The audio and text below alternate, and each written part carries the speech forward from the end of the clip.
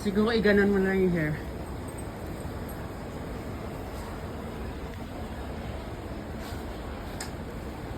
Iba. Ibang aura. Makakalakad ka naman. May bit-bit ka naman, sis.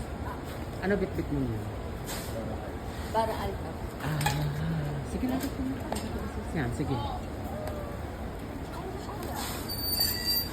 Naglalaro na siya ng ganda.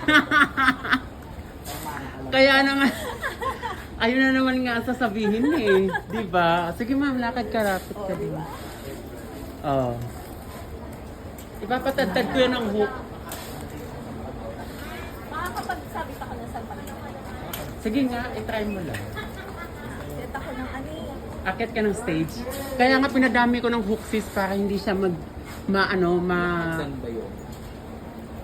ilan?